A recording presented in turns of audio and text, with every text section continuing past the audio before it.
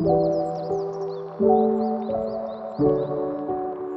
everyone, kembali lagi bersama Angel Tia Falma. So today Angel bakal membahas tanah dalam konteks ideal. Tanah merupakan medium bagi pertumbuhan tanaman. Tanah dalam kadar tertentu menyediakan unsur hara dan mineral penting bagi pertumbuhan tanaman. Unsur hara ini nantinya diubah menjadi persenyawaan organik, karbohidrat, lemak, protein, dan lain-lain setelah melewati proses penyerapan oleh akar tanaman.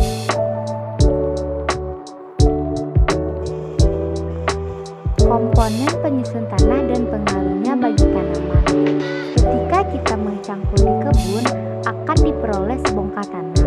Sebongkah tanah ini dihancurkan lagi menjadi bongkahan-bongkahan tanah kecil yang disebut agregat tanah. Terkadang kita menemukan bekas akar tanaman di dalam agregat tanah ini, bahkan ada hewan yang hidup di dalam tanah. Semua ini menjadi komponen penyusun tanah.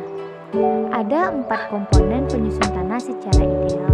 1. Partikel mineral sebanyak 45%, 2. Udara atau air sebanyak 25%, 3. Air sebanyak 25%, 4. Bahan organik sebanyak 5%, jadi totalnya 100%. Peran komponen penyusun tanah. 1. Partikel mineral sebagai penopang tegaknya tanaman sumber unsur hara. 2. Udara untuk pernafasan akar dan organisme tanah. 3. Air untuk meluruskan pupuk dan membawa pupuk sampai ke akar. 4. Bahan organik sumber makanan organisme tanah menghasilkan hara dan hormon pertumbuhan tanaman, rumah bagi organisme tanah. Faktor yang mempengaruhi pembentukan tanah. Dalam faktor pembentukan tanah ada beberapa elemen penting di dalamnya, yaitu 1. Batuan induk atau bahan induk, 2. Iklim, 3. Organisme, 4. Topografi, 5. Waktu.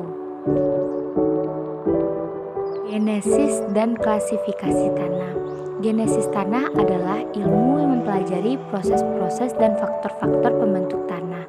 Perubahan atau evolusi yang terjadi dalam tanah, deskripsi dan interpretasi sifat profil tanah, pola sebaran jenis tanah.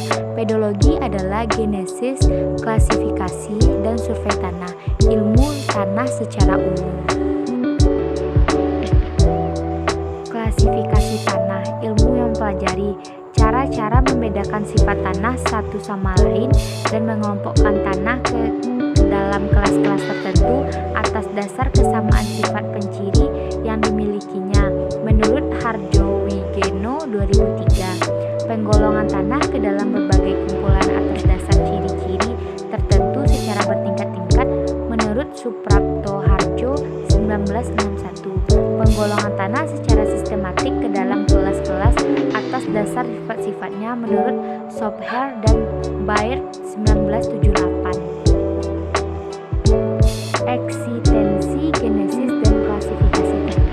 Genesis dan klasifikasi tanah adalah ilmu yang bersifat interdisipliner, lebih berfokus